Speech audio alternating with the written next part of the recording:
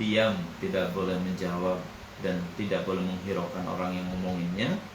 Dan jangan kau ejek dia. Allah lebih dekat kepada pendosa ketimbang orang-orang yang sombong. Masya Allah. Berarti ini kan kita merasa lebih mulia saat kita mengejek para pendosa. Saya tamat kerjaannya. Kapan tobatnya dia teh? Duh, apaan dia tuh ya? Hidupnya bergelimang dosa. Jangan mengejek. Jangan-jangan ibadah yang melahirkan kesombongan akan lebih dimurkai oleh Allah daripada mereka pendosa yang akhirnya berbuah taubatan nasuha. Jadi itu ya pelajaran yang sangat penting. Apa ciri sombong yang kedua? Batalul haq, menolak kebenaran. Maksudnya menolak kebenaran itu gimana? Kalau kita nggak mau dinasehatin, kalau kita sudah enggan mendengarkan tausiah, kalau kita sudah enggan berguru dan mencari ilmu, hati-hati, situ awal dan bibit-bibit kesombongan. Sudah malas membaca buku, sudah malas mencari guru, sudah malas menuntut ilmu, sudah merasa pinter, maka itu juga ciri-ciri bibit-bibit sombong ada dalam diri kita. Teruslah mencari guru, teruslah berthalabul ilmi, teruslah mencari ilmu minal mahdi ilal lahdi. Semakin kau berguru, semakin kau menuntut ilmu, semakin kau merasa bodoh, tak punya apa-apa.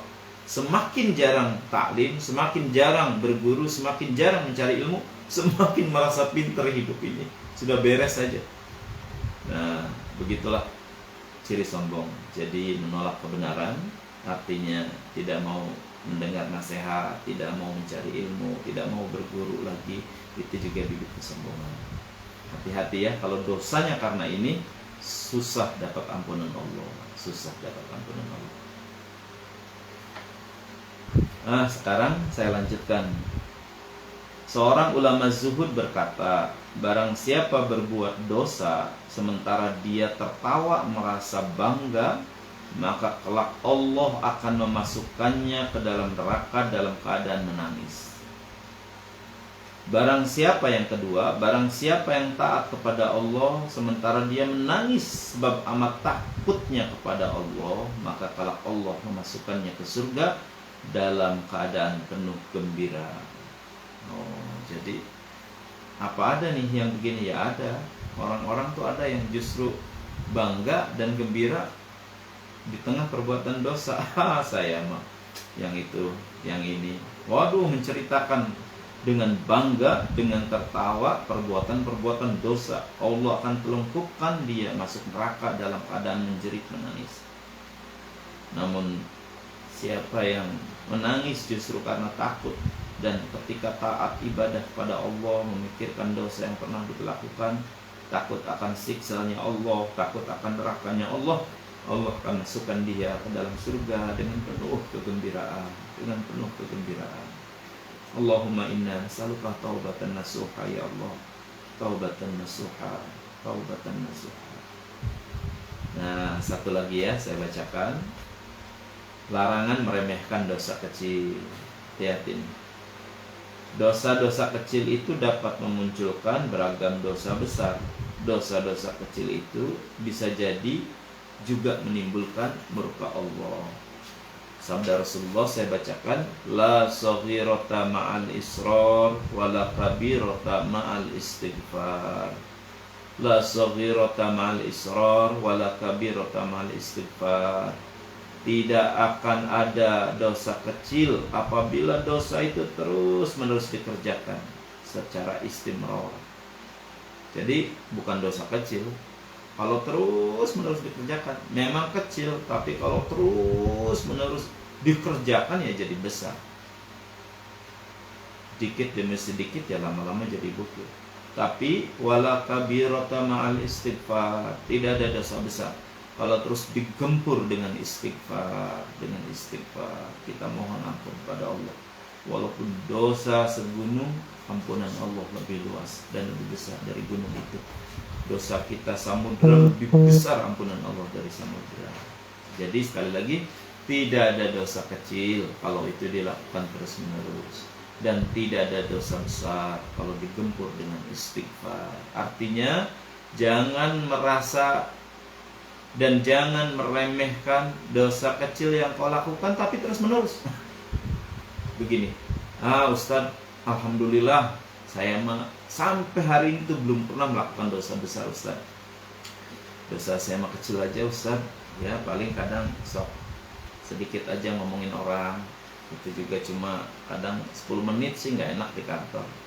Lah 10 menit terus dikali setiap hari, dikali setiap bulan, dikali setiap tahun, ya jangan-jangan dosa besar akhirnya. Ya jangan-jangan dosa besar. Atau jangan kau berputus asa dari rahmat Allah. Ya Allah, saya pernah terjebak dengan dosa besar Ustaz. Saya khilaf, saya pernah melakukan dosa yang paling besar. Kemudian kita tidak istighfar, ya jangan. Tak ada dosa besar kalau dikempur dengan istighfar. Seorang pemuda datang pada Rasulullah, ya Rasulullah, amatlah besar dosaku, amatlah besar dosaku. Apa engkau membunuh orang? Lebih dari itu ya Rasulullah, lebih dari itu ya Rasulullah. Apa engkau disebutkan dosa-dosa besar? Apa kau lebih dari itu ya Rasulullah, dosa besar? Aku melakukan dosa besar. Apa wahai anak muda yang membuatmu menangis dan melakukan dosa yang paling besar? Aku ini kerjaannya mencuri kain kafan ya Rasulullah. Jadi kalau orang mati, malamnya itu dikeduk kuburannya dan dicuri, diambil kain kafannya, dijual.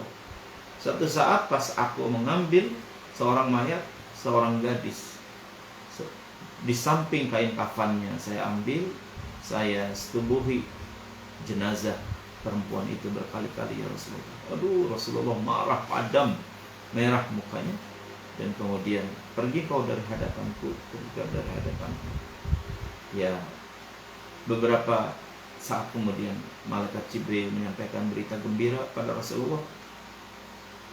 Jangan kau tolak ya Rasulullah, pemuda itu ingin bertobat, pemuda itu ingin taubat, pemuda itu ingin taubat. Maka dicarilah pemuda ini dan disebutkan ciri-cirinya, dia sedang menangis di sebuah lembah.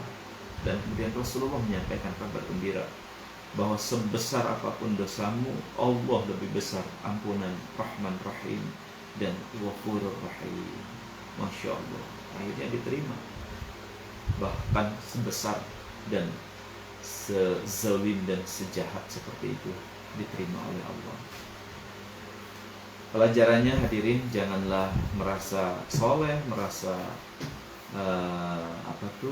enteng dan ringan karena kita tidak melakukan dosa besar, tapi dosa kecil yang kita lupakan, yang kita terus menerus melakukannya tanpa merasa itu bahwa akan berbuah dan akan menjadi dosa besar untuk kita. Dan wala ta'asun rahmatillah, pada kita semua yang pasti dan terjebak pernah dan melakukan dosa besar, jangan berputus asa. Wala ta'asu min rahmatillah. Salah satu tipu daya setan adalah menenggelamkan kita dalam keputusasaan. Udah mana motos bejat sekalian weloh, sudah mau diampuni. Nah, itu tipu daya setan. Padahal Allah tidak. Demikian ya, sampai itu dulu. Sekali lagi, jika kau melihat seorang pendosa atau orang yang jauh dari Tuhannya, jangan sekali-kali kau ejek, karena Allah lebih dekat kepada pendosa ketimbang orang-orang yang sombong. Masih ingat juga perintah Allah pada Nabi Daud alaihissalam, berilah kabar gembira kepada para pendosa wahai Daud, dan berilah peringatan kepada ahli ibadah. Nabi Daud sempat bingung, kenapa kabar gembiranya pada pendosa ya Allah?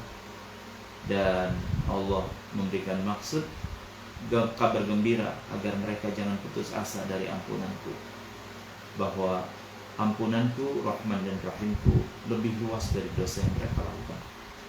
Kabar peringatan kepada para ahli ibadah, jangan sombong, jangan merasa soleh.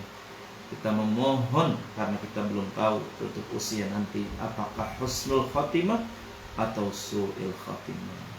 Sebelum itu dan sebelum nanti yaumul hisab, apakah kita di surga atau di neraka, jangan merasa kemudian kita sudah soleh dan mulia. Na'udzubillah.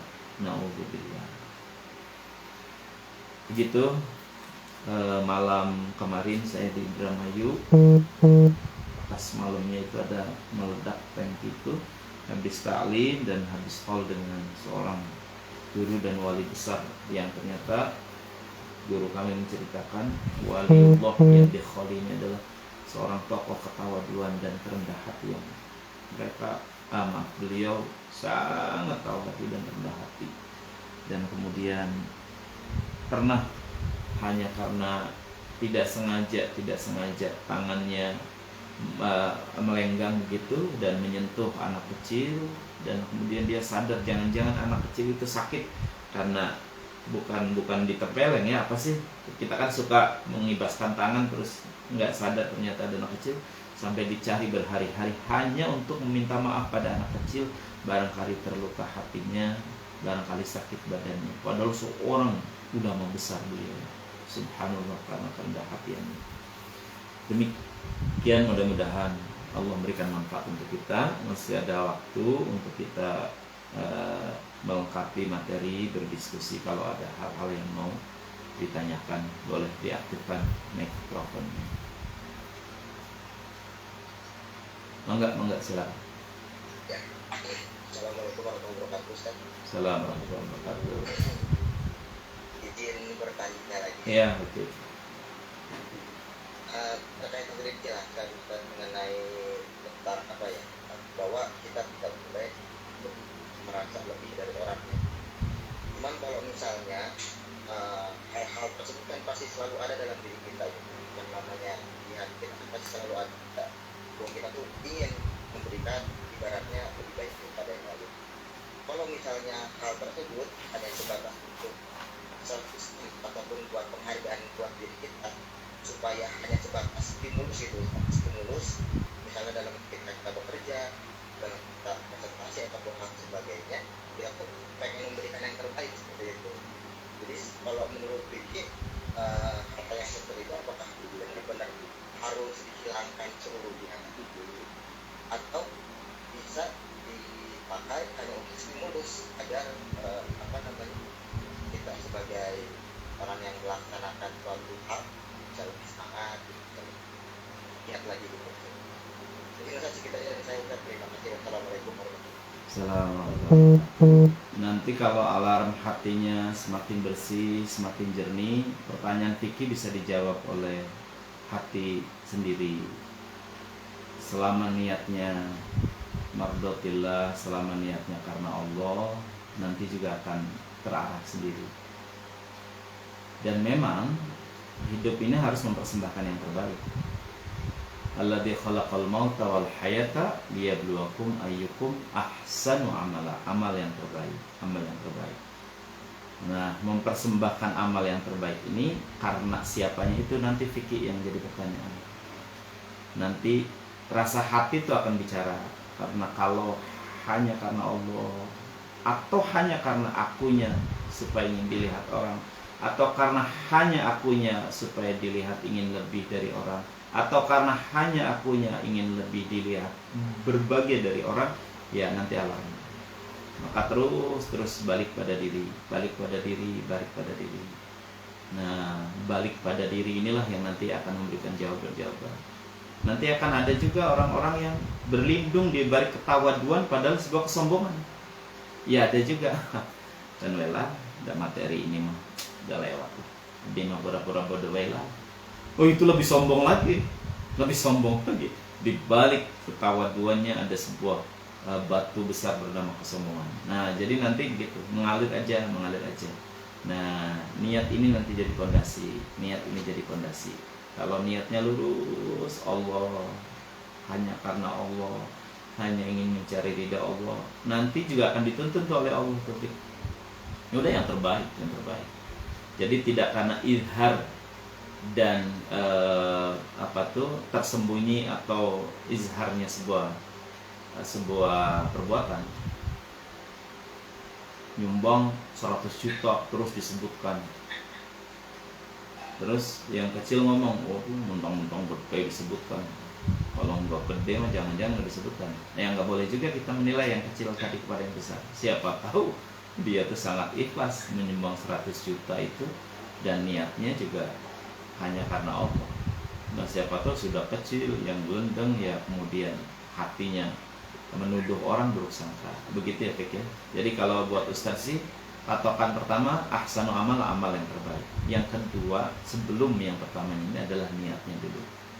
Nanti alarm niat ini semakin jernih, semakin nanti tuntunan-tuntunan amal itu akan firasatnya dari Allah. Gitu ya. Oke, makasih. Silakan yang lainnya, boleh. Assalamualaikum warahmatullahi wabarakatuh. Assalamualaikum warahmatullahi wabarakatuh. Dengan siapa ini? Saya Bu Heni dari Tanjung Priuk, Ustaz. Oh iya, Bu Heni baru atau sudah sering di kajian ini? Alhamdulillah sudah sering, Ustaz. Oh, makasih Bu Heni. Silakan. Alhamdulillah, terima kasih banyak atas ilmu yang disampaikan oleh Ustaz, luar biasa, membuat perubahan hati, terutama hati saya lebih takut ke Allah gitu ya Ustaz. Cuma satu pertanyaan yang saya ingin sampaikan adalah Allah itu akan melihat pada akhirnya, bukan di awal. Seandainya contoh gitu Ustaz, kita bertobat ke Allah gitu, tapi pada saat akhir ajal kita itu beberapa contoh itu Allah memperlihatkan dengan sakitnya, dengan sesuatu yang membuat kita nggak mengerti, padahal kita udah tobat gitu ya Ustaz. Apakah Allah memperlihatkan pada akhirnya itu adalah bagaimana kita itu lihat akhirnya gimana dia nantinya gitu Ustaz. Pada saat ajal dijemput, apakah itu juga cerminan bahwa kita pada akhirnya diterima atau tidaknya tobat kita? Itu aja Ustaz. Assalamualaikum warahmatullahi wabarakatuh. Assalamualaikum warahmatullahi wabarakatuh. Ilmu nasaihul ibad ini adalah untuk introspeksi diri, jangan untuk menstempel orang lain. Misal kita melihat teman, melihat kawan, melihat saudara, padahal ahli ibadah dalam pandangan kita gitu ya. Terus akhir-akhir hayatnya kita melihat hal-hal yang tetap berbaik sangka, nggak boleh menilai dengan penilaian kita. Nah, jadi su'ul khotimah si etat ya, nggak boleh. Patokan untuk kita agar senantiasa rendah hati, tidak boleh merasa paling soleh, tidak boleh merasa apalagi paling mulia, jangan. Karena kita tidak tahu juga nanti di ujung akhir hayat kita ini seperti apa. Di ujung akhir hayat kita ini. Karena itu terus minta ampun pada Allah, minta terus dibimbing dengan taufik dan hidayahnya dari Allah, minta diistiqomahkan. Jangan bosan, terus kita berdoa, Allahumma inna nas'aluka husnul khotimah.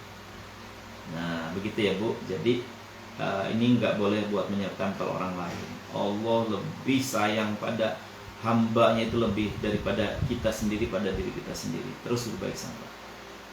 Terus gimana kepada kita Ustadz? Kok ada tanda-tanda nih, semakin taubat nih semakin ada penurunan, semakin rasanya kok ada sesuatu. Oh, hati-hati, ini pelajaran buat para orang-orang yang sedang mencari Tuhan ya. Jangan aneh kalau nanti kita terus memperbaiki hidup kita. Allah sedang bersih-bersihkan dulu tuh. Allah sedang menguji kesabaran kita dulu tuh. Cerita yang sering saya sampaikan sih Bu gitulah. Nah, kita sudah semakin sholat, semakin ini, kok rasanya kok nambah sulit nih Ustaz hidup tuh. Nambah sulit tuh persepsi kita untuk sedang diuji sampai mana baik sangkanya kita kepada Allah, sabar dan istiqomahnya kita. Nggak boleh kemudian menghentikan kita deh. Terus lah, mending kayak dulu aja lah Ustaz lah. Rasanya kok gampang dulu mah rezeki itu. Nah, pas sholat sudah diberes-beres ini jadi rada susah. Nggak boleh. Kita harus terus istiqomah karena akan ada hadiah besar yang Allah berikan pada kita yang sabar, yang istiqomah gitu ya Bu ya. Bagus nih Ibu nih, kegelisahan kita terus untuk diri kita, untuk terus memperbaiki hidup kita, terus untuk istiqomah. Terus kalau ada tanda-tanda berbaik sangka kepada orang, nggak boleh kita menyetempel dengan pandangan kita. Oh ini jangan-jangan, nggak boleh. Kita tidak tahu ya. Begitu Bu Heni. Sami-sami hatur nuhun istiqomah, moga-moga. Dan kalau berkenan juga di-share kepada teman-teman. Mandalla ala khairin kafailihi. Siapa yang jadi petunjuk kebaikan akan mendapat pahala seperti yang melakukan kebaikan itu ya. Saya ucapkan terima kasih juga pada teman-teman yang sudah membantu men-share acara Selasa subuh ini. Jazakumullah khairan katsira ya. Jazakumullah khairan katsira. Ada lagi silakan. Tidak harus bertanya, melengkapi dengan senang hati agar materi ini semakin sempurna juga saya terima. Boleh, silakan ada lagi. Assalamualaikum Ustaz. Assalamualaikum warahmatullahi wabarakatuh. Monggo. Saya Rasul Ustaz. Iya, Akang sehat selalu. Alhamdulillah Allah terinspirasi dari pertanyaan Kang Siti. Salam kenal Kang Siti. Assalamualaikum. Ini Pak Salam Ustaz. kenal para stop. Salam. Ya. Ini Pak Ustaz tadi disampaikan apa yang kita lakukan itu akan mempengaruhi alarm hati gitu ya Pak Ustaz. Nah ini kan hati ini sesuatu yang unik ya Pak Ustaz, dan itu sangat dekat dengan niat hati. Nah maksud saya gini, pertanyaannya adalah bagaimana cara membuat alarm hati ini menjadi peka gitu Pak Ustaz terhadap Allah Subhanahu wa Ta'ala, sehingga apapun yang kita lakukan ini hanya karena Allah Subhanahu wa Ta'ala. Terima kasih itu Pak Ustaz. Ya, makasih Pak Rasto, sehat selalu ya, dan mudah-mudahan terus saya doakan segera jadi guru besar Amin, amin Ustaz. dan niat karena Allah mumpung ada kesempatan. Nah, jadi bagaimana nih? Satu, apa yang menjadi kewajiban kita jangan ditinggalkan. Itu yang pertama dulu. Sholat 5 waktunya, kemudian zakatnya, nanti Ramadan puasanya. 2, ditambah dengan amalan-amalan sunnah. Sebab semakin nanti, kan hati ini ya muqallibal qulub, yang menggenggam bolak-balikan hati ini Allah gitu ya. Allahumma nawwir qulubana binuri hidayatika. Nah, walladzina jahadu fina lanahdiyannahum subulan. Kalau kita semakin terus bersungguh-sungguh mendekat pada Allah, nanti Allah juga lebih besar lagi pertolongan untuk membuka hati dan batin kita. Jadi ya kalau yang wajibnya sudah, tambah tuh sholawatnya yang banyak. Karena itu Allah perintahkan, innallaha malaikatahu yusholluna 'alan nabi ya ayyuhalladzina amanu shollu 'alaihi wa sallimu taslima. Terus nanti rasakan. Sallallahu ala Muhammad, sallallahu ala Muhammad, sallallahu ala Muhammad. Zikirnya yang banyak. Subhanallah wa bihamdihi, subhanallahil azim, subhanallahil azim. Istighfarnya yang banyak, astagfirullahaladzim, sambil terus ditafakuri. Nah, yang keempatnya, jangan sepelekan amal-amal kecil, karena kita tidak tahu amal mana yang saat itulah datangnya ridha Allah pada kita. Jadi jangan pernah sepelekan amal-amal kecil. Mata bisa melihat tuh Allah sedang punya maksud tuh. Jangan-jangan sampah ini ladang amal. Masuk ke WC ada 7 pintu. Pak Rasto masuk pada pintu keempat dan ya Allah kotornya minta ampun. Jangan keluar, dari pintu yang bersih. Itulah ladang amal. Lanjutin di WC itu, bersihkan dulu. Siapa tahu saat menggosek WC Allah ridho, pak, dibuka hati kita, di situ hidayah datang. Nah kita kan begitu, ya. WC banyak, begitu masuk kotor, cari yang bersih. Ya jangan-jangan lewat tuh di situ.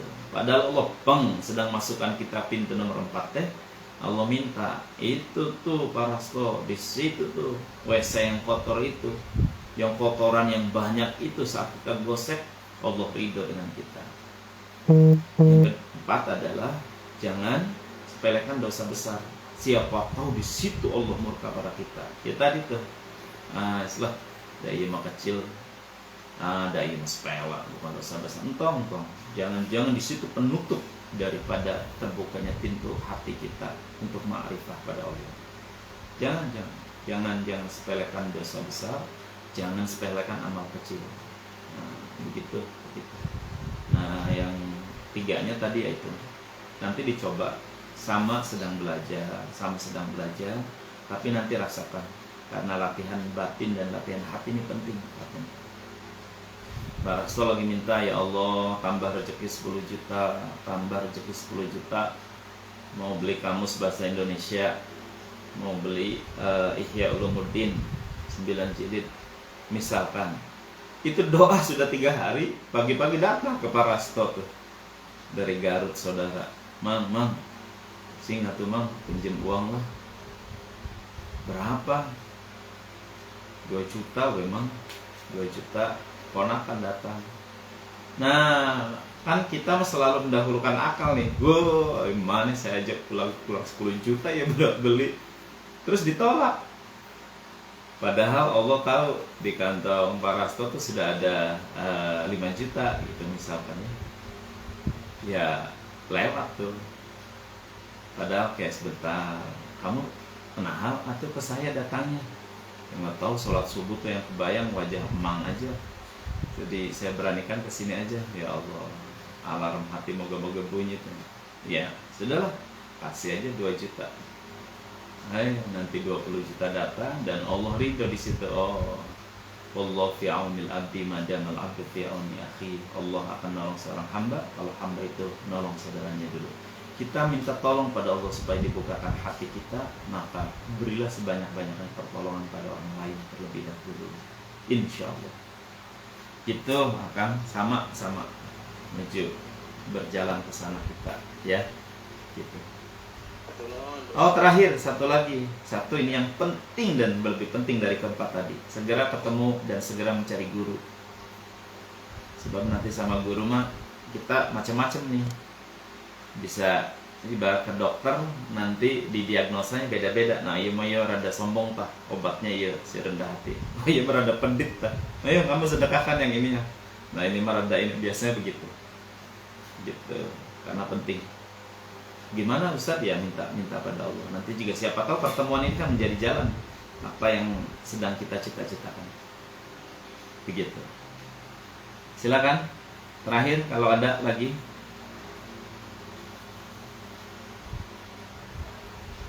Assalamualaikum Ustaz. Assalamualaikum warahmatullahi wabarakatuh. Ya Ustaz. Iya Kang Dudun. Ya, begini. Atur nuhun impuna. Kalau kita Terus katampi. contoh kecil. Kalau kita berdoa malam gitu ya, terus pas besoknya paginya dikabul gitu. Terus ada di hati itu rasa bangga, apa itu termasuk sombong juga nggak Ustaz? Ya bangganya sendiri dulu atau bangganya diceritakan. Kalau bangganya diceritakan hati-hati jadi sombong. Aduh, saya bersemalam tahu ya, mungkin karena kesolehan saya teh mohon ya Allah impun ya Allah pengen pepes. Pagi datang ada yang ngirim impun. Tete mungkin karena kesolehan. Itu jangan kalau gitu bersombong.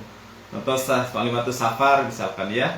Kalimatus safar, kiainya ngomong ini mau berangkat haji. Terus tete sambil ngomong, tahu saya itu padahal mah doanya ya baru sebulan yang lalu. Ya Allah pengen umroh. Oh, bul. Ya mungkin karena orang banyak sholawatnya tuh begini kali ya. Oh jangan, nggak boleh. Itu batal itu nanti. Udah kesananya ketutup lagi. Kata guru saya kalau ada sesuatu yang sudah itu simpen rapat. Kalau kita buka tuh udah kesananya nggak mempan lagi. Gitu. Tapi kalau untuk diri, ya Allah, alhamdulillah, qabul, alhamdulillah. Ya Allah senang. Karena itu pujian yang kita berikan kepada Allah atas kemudiannya Allah, alhamdulillah. Nah makanya nanti kan syarat syukur tuh makanya di samping bil lisan, bil arkan, bil qalbi ini yang susah nih. Dengan hati. Saat kita mengucap alhamdulillah, tidak sedikit orang alhamdulillahnya tuh bukan memuji Allah, tapi memuji pada kesolehan diri. Ibu selamat ya, suaminya promosi naik pangkat. Alhamdulillah, alhamdulillah. Nah, lisan sudah benar, tapi hati tuh ada tuh. Gimana tuh dah? Pendampingnya siapa dulu orang tuh tergantung pendamping sih. Oh, itu yang nanti habis tuh gitu. Gitu ya. Gitu kan dulu. Nuhun ya, tos ketampi. Tos dipais. Silakan, udah ya. Terima kasih teman-teman, terima kasih. Berarti kajian malam Sabtu itu 2 kali lagi insya Allah. Dan Selasa ini moga-moga setuju ya. Walaupun Ramadan yang ini mah kita lanjut aja ya. Dah habis subuh kan, daripada ibadah thalabul ilmi juga ibadah gitu. Moga-moga istiqomah pas Ramadan. Kita lanjutkan yang kajian subuh ini. Terakhir sebagai sebuah penutup, saya mohon izin membacakan 2 kerusakan menurut Sayyidina Abu Bakar As-Siddiq. Abu Bakar As-Siddiq menafsirkan surat Ar-Rum ayat 30 itu tentang kerusakan, telah terjadi kerusakan di lautan dan daratan. Beliau menerjemahkan begini: Al-barru huwal lisanu wal bahru huwal qalbu. Fa idza fasadal lisanu bakas 'alaihi nufus wa idza fasadal qalbu bakas 'alaihi malaika. Telah tampak kerusakan di daratan dan di lautan. Itu kan bunyi Al-Qur'annya tuh gitu. Nah, apa yang maksud daratan menurut beliau? Sayyidina Abu Bakar menerjemahkan daratan itu maksudnya lisan, dan lautan itu maksudnya hati. Jadi telah terjadi kerusakan di lisan dan di hati manusia. Apabila lisan rusak, maka menangislah manusia. Kenapa manusia menangis dengan lisan yang rusak? Ya karena merasa tersakiti. Dan bila hati yang rusak, maka menangislah malaikat. Di antara rusaknya lisan adalah digunakan untuk mencaci maki orang lain, menghina dan merendahkan orang lain, menyepelekan orang lain. Adapun di antara rusaknya hati adalah dengan melakukan riya, sehingga malaikat menangis. Kenapa malaikat menangis? Sangat menyesalkan atas perbuatan orang itu. Jadi malaikat itu menangis saking sayangnya pada hamba-hamba Allah yang beriman. Ya Allah, kamu sudah amal, amalmu kau rusak lagi dengan riya. Amalmu kau habiskan lagi dengan riya. Nah, dengan hati yang riya ini. Dan amalmu bahkan kau rusak juga dengan kesombonganmu merasa mulia. Nah, malaikat sedih. Sebab diserupakan hati dengan lautan karena hati memiliki sifat luas dan dalam yang tadi para stok katakan ya. Nah, itu ternyata Sayyidina Abu Bakar menerjemahkan tidak hanya daratan dalam artian daratan yang kita maksud, juga lautan yang kita maksud, tapi telah terjadi kerusakan di lisan dan di hati manusia. Kalau lisan rusak itu manusia pada menangis. Kenapa menangis? Ya karena merasa tersakiti. Betapa banyak karena lisan ini kemudian orang tersakiti, karena lisan ini orang merasa terhinakan dengan ucapan-ucapan kita dan yang sudah rusak ini. Dan lautan membuat malaikat menangis. Lautan itu simbol hati. Ya, penyakit hati itu kan sombong, riya, pamer, amarah, dengki itu. Demikian kita lanjutkan insyaallah akan selanjutnya masih bab tentang 2 ini ya. Belum selesai nih, 2 gitu. Lanjutkan minggu depan lagi. Demikian Bapak dan Ibu sekalian, kita tutup dengan sama-sama baca istighfar. Astaghfirullahaladzim, astaghfirullahaladzim, astaghfirullahaladzim min kulli dambin azim wa atubu ilaih. Kita baca tasbih, tahmid dan tahlil. Subhanallah walhamdulillah wa la ilaha illallah wallahu akbar. Subhanallah walhamdulillah wa la ilaha illallah wallahu akbar. Subhanallah alhamdulillah wa la ilaha illallah wallahu akbar. Hasbunallah wa ni'mal wakil, ni'mal maula wa ni'man nasir. Hasbunallah wa ni'mal wakil, ni'mal maula wa ni'man nasir. Hasbunallah wa ni'mal wakil, ni'mal maula wa ni'man nasir. La hawla wa la quwwata illa billahil aliyyil azim. Salawat.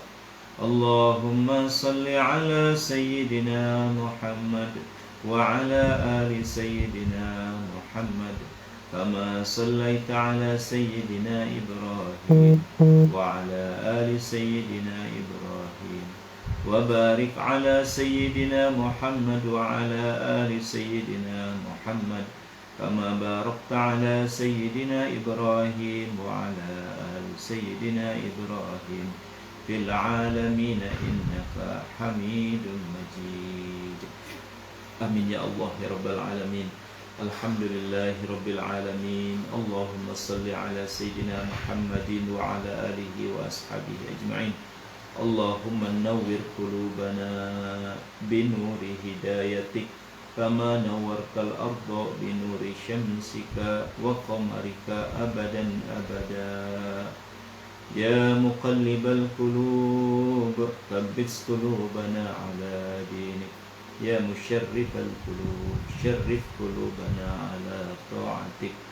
Rabbana arinal haqqa haqqa warzuqna ittiba'ah wa arinal batila batila warzuqna ijtinabah.